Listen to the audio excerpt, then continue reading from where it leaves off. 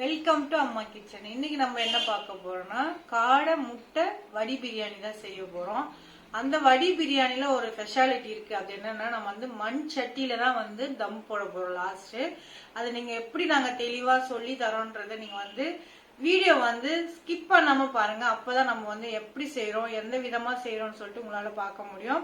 நம்ம சேனலுக்கு நீங்க இப்பதான் ஃபர்ஸ்ட் டைம் வரீங்கன்னா பார்க்கும் போதே நீங்க சப்ஸ்கிரைப் பண்ணி வச்சுக்கோங்க. பக்கத்துல இருக்க பெல் பட்டனையும் பிரஸ் பண்ணி வச்சுங்க. அதுல ஆல் ஆப்ஷனை செலக்ட் பண்ணி வச்சீங்கன்னா நாங்க போற வீடியோ உங்களுக்கு நோட்டிபிகேஷன் வரும். வாங்க வீடியோக்குள்ள போலாம்.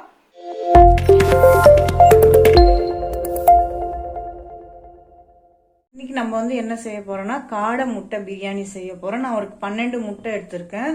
அந்த 12 முட்டையை நம்ம ஃபர்ஸ்ட் தண்ணியில கழுவிட்டு நம்ம பாயில் பண்ணிக்கலாம். நம்ம ஃபர்ஸ்ட் தண்ணியில எடுத்து அது எல்லாமே எடுத்து சேர்த்துக்கலாம். எடுத்துட்டு நல்லா வாஷ் பண்ணிட்டு அதுக்கப்புறம் வேக வச்சுக்கலாம்.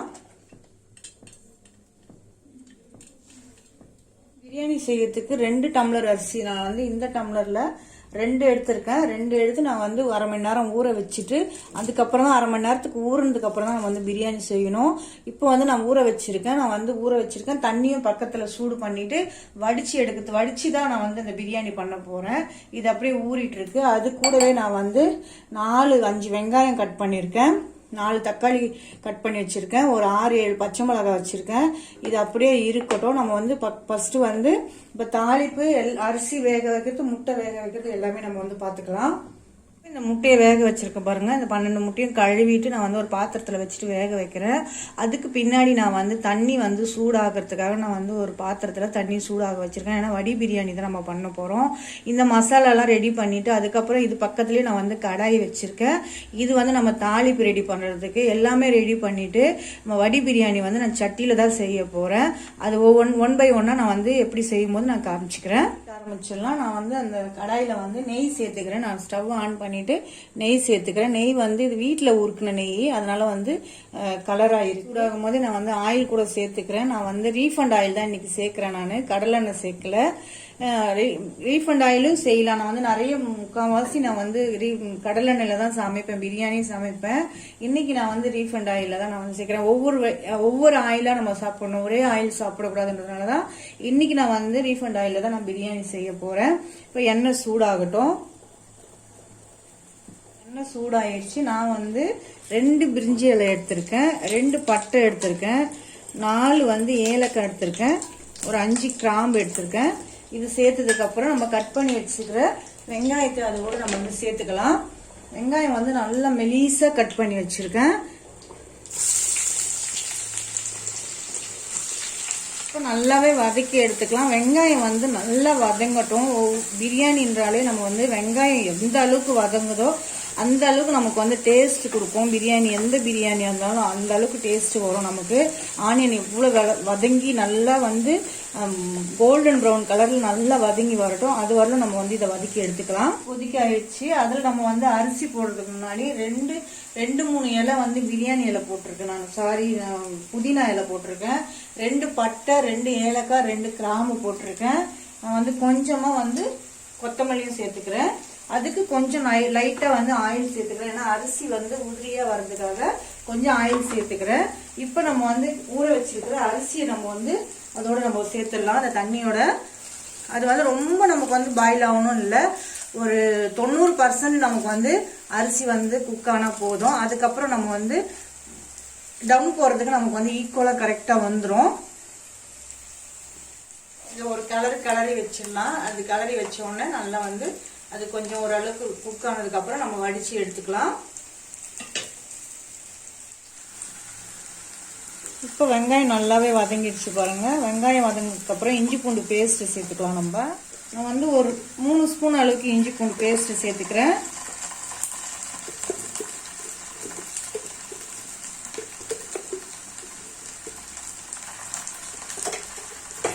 அதையும் நல்லாவே வதக்கி விட்டுடலாம். இஞ்சி பூண்டு பேஸ்ட் கூட நல்லாவே வதங்கணுங்க. எந்த அளவுக்கு வதங்குதோ அந்த அளவுக்கு பிரியாணி நல்ல ஒரு டேஸ்ட் கொடுக்கும்.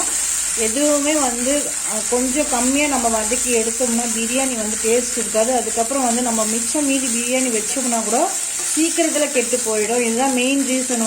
நம்ம எதுவுமே சரியா வதங்காம பிரியாணி செஞ்சோம்னா நமக்கு பிரியாணி வந்து வச்சுட்டு கொஞ்சம் கழித்து நாளைக்கு சாப்பிட்லான்னு வச்சா கூட நமக்கு வந்து கெட்டு போயிடும். இது மெயின் ரீசனுங்க. எப்போவுமே வந்து நீங்கள் அதை ஃபாலோ பண்ணிக்கோங்க. இப்போ இது கூடவே நான் வந்து கட் பண்ணி எடுத்து வச்ச பச்சை மிளகாய் சேர்த்துக்கிறேன்.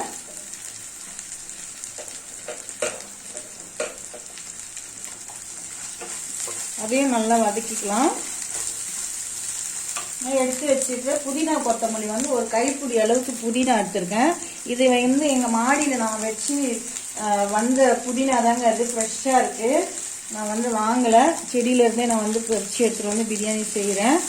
நம்ம செடியில் எது சின்ன சின்ன செடி நம்ம வச்சா கூட அதுலேருந்து நமக்கு வந்து காயும் ஒரு இந்த மாதிரி ஒரு புதினாவோ கொத்தமல்லியோ வரும்போது நமக்கு வந்து ரொம்ப சந்தோஷமாக இருக்குங்க. அதனால தான் நான் வந்து இன்றைக்கி அதை வந்து உங்களுக்கு நான் வந்து ஷேர் பண்ணுறேன்.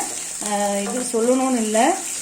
நமக்கு வந்து புதினா வாங்கிட்டு வந்து நம்ம இலையெல்லாம் எடுத்துட்டு அந்த அடியில் அந்த நல்ல தடியாக இருக்கிற தண்டெல்லாம் நம்ம வந்து தொட்டி இருந்ததுன்னா அதில் வந்து நம்ம வந்து சும்மா வந்து அதில் வந்து நட்டு வச்சுட்டோம்னா நமக்கு அவ்வளோ ஃப்ரெஷ்ஷாக வந்துடுங்க. இந்த மாதிரி எமர்ஜென்சிக்கு நமக்கு வாங்க முடியலன்னா அந்த டைமில் நம்ம வந்து இதை எடுத்து நம்ம யூஸ் பண்ணிக்கலாம்.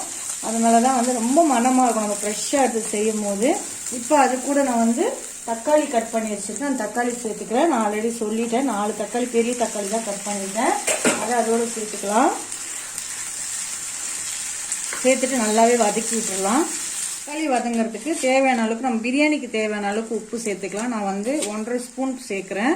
இப்போ அதுக்கப்புறம் நம்ம வந்து உப்பு எப்படி இருக்குன்னு பார்த்துட்டு நம்ம வந்து சேர்த்துக்கலாம். ஏன்னா இது வதங்கும் போதே பார்த்துக்கணும். அதுக்கப்புறம் நம்ம டம் பிரியாணி போடுறதுனால வடி பிரியாணி போடுறதுனால நம்ம வந்து அதுக்கப்புறம் உப்பு காரம் புளிப்பெல்லாம் பார்க்க முடியாது.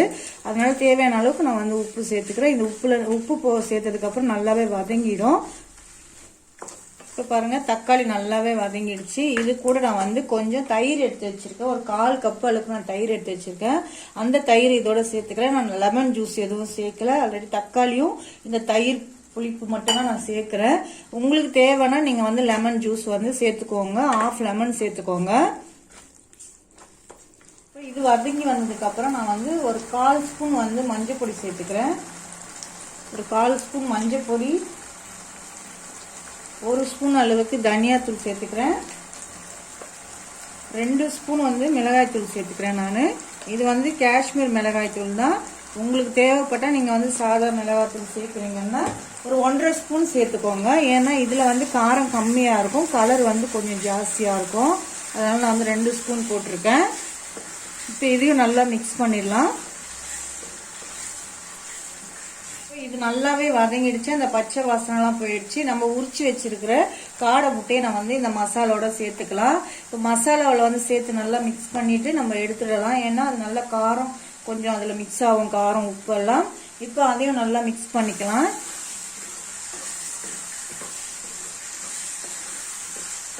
இது வந்து முட்டை வந்து கம்மியாக தான் தெரியும். ஏன்னா 12 முட்டை, இதில் வந்து 20 முட்டை 22 முட்டை கூட போடலாம். நான் 12 முட்டை தான் சேர்க்குறேன். அவங்கவுங்க விருப்பம் தான், முட்டை எத்தனை ஒன்றா சேர்த்துக்கலாம். நிறைய முட்டை இருந்தாலும் நல்லா தான் இருக்கும். நான் வந்து 12 முட்டை தான் நான் சேர்க்குறேன். இதை நல்லாவே வந்து மிக்ஸ் பண்ணி இதை எடுத்துடலாம். அவ்வளோதான், நமக்கு வந்து மசாலா ரெடி ஆகிடுச்சு. இப்போ நம்ம வந்து வடி பிரியாணி செட் பண்ணிடலாம். நம்ம வந்து எப்படி செட் பண்ணுறதுன்னு நம்ம செட் பண்ணிடலாம். நம்ம வந்து வடி பிரியாணி டம் போடுறதுக்கு நான் வந்து மண் சட்டி வச்சுட்டேன். இது வந்து டிஃப்ரெண்ட்டாக இருக்கும். இந்த மண் பாத்திரத்தில் நம்ம பிரியாணி செஞ்சு சாப்பிடும்போது அது ஒரு டிஃப்ரெண்ட்டான டேஸ்ட் இருக்கும். அதனால் நான் மண் சட்டி வச்சுருக்கேன். ஃபஸ்ட்டு வந்து நான் வந்து கிரேவி சேர்த்துக்கிறேன். சட்டி கொஞ்சம் சூடாக இருக்கு.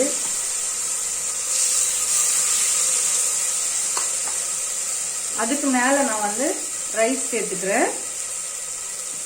1 by 1 நம்ம வந்து சேர்த்துக்கலாம்.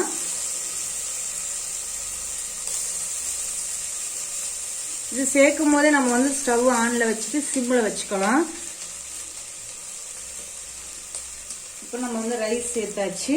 அதுக்கு மேலே நான் வந்து கொஞ்சமா புதினா, ரொம்ப இல்லை, நான் வந்து கம்மியாக தான் சேர்க்குறேன். அதுக்கு மேலே கொஞ்சம் கொத்தமல்லி சேர்த்துக்கிறேன். நான் மேலே அதுக்கு மேலே ஃப்ரை பண்ணி வச்ச ஆனியன் வந்து நான் சேர்த்துக்கிறேன். அவ்வளோதான். அதுக்கு மேலே நம்ம வந்து இன்னும் கொஞ்சம் கிரேவி சேர்த்துக்கலாம்.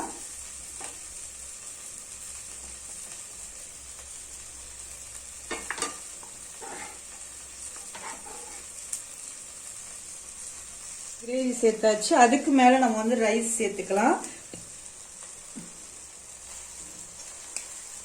நீங்க இந்த மாதிரி ஒரு டைம் வந்து இந்த மாதிரி மண் சட்டியில செஞ்சு பாருங்க. கண்டிப்பா ரொம்ப டேஸ்ட் வந்து வித்தியாசமா இருக்கும். நமக்கு அந்த மண் சட்டியோட மனம் வந்து ஒரு டிஃப்ரெண்டா சூப்பரா இருக்கும். லாஸ்ட்ல நம்ம வந்து எல்லா கிரேவியும் சேர்த்துக்கிறோம். மேலேயே முட்டையும் நம்ம வந்து நல்லா சேர்த்துக்கலாம்.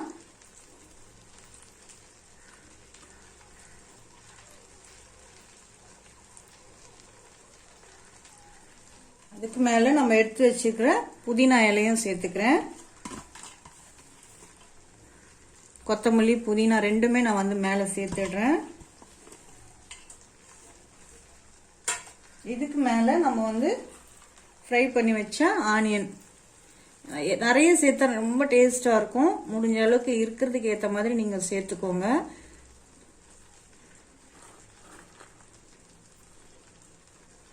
சேர்த்துட்டு நான் வந்து 2 ஃபுட் கலர் எடுத்து வச்சிருக்கேன். ஒன்னு எல்லோ ஆரஞ்சு. இது நம்ம வந்து இது 2 கலருமே நான் வந்து சேர்த்துக்கிறேன்.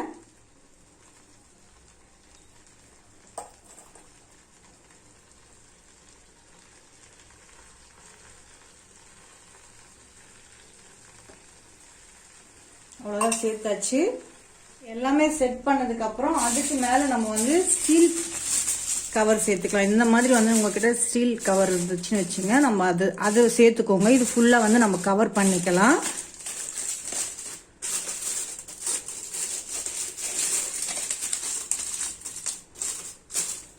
இந்த மாதிரி கவர் பண்ணிட்டு ஸ்டவ் நல்லா மீடியம் ஃப்ளேம்ல வச்சுட்டு நல்லா வந்து ஒரு வெயிட்டான மூடி ஏதாவது இருந்தா நீங்க அது மேல வச்சிருங்க. நான் இந்த மூடி வைக்கிறேன். அதுக்கு மேல நான் கொஞ்சம் தண்ணி வைக்கிறதுக்காக நான் இதுக்கு மேல தண்ணி வச்சிரேன். வச்சுட்டு ஒரு 20 நிமிஷம் நமக்கு வந்து டம்ல இருந்துச்சுன்னா நமக்கு வந்து சூப்பரான காடை முட்டை டம் பிரியாணி ரெடி ஆயிடும். 20 நிமிஷம் வெயிட் பண்ணி நம்ம திறந்து பார்க்கலாம். பாருங்க, நமக்கு வந்து 20 நிமிஷம் நான் டம்ல வச்சு நான் பிரியாணி எடுத்துட்டேன். எப்படி இருக்குங்க பாக்குறதுக்கு? கலர்ஃபுல்லா இருக்கு.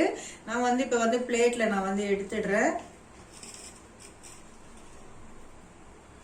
வாவ், பாக்குறதுக்கு எம்மியா இருக்குங்க பிரியாணி. கண்டிப்பா அதுவும் மண் சட்டியில செஞ்ச ஒரு மனம் வந்து சூப்பரா வருது. கண்டிப்பா நீங்களும் இந்த மாதிரி ட்ரை பண்ணி பாருங்க. ட்ரை பண்ணி பார்த்துட்டு என்னோட கமெண்ட் பாக்ஸ்ல கமெண்ட் பண்ணுங்க. பாருங்க,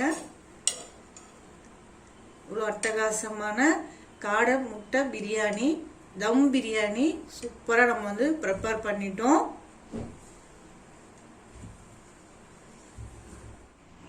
பாருங்க ஃப்ரெண்ட்ஸ், நமக்கு வந்து அட்டகாசமான காடை முட்டை வடி பிரியாணி நமக்கு வந்து ரெடி ஆயிடுச்சு. பாருங்க, பாக்குறதுக்கு எவ்வளவு கலர்ஃபுல்லா இருக்கு, சூப்பரா இருக்கு. நீங்களும் இந்த மாதிரி ட்ரை பண்ணி பாருங்க. ட்ரை பண்ணி பார்த்துட்டு என்னோட கமெண்ட் பாக்ஸ்ல கமெண்ட் பண்ணுங்க. தேங்க்யூ.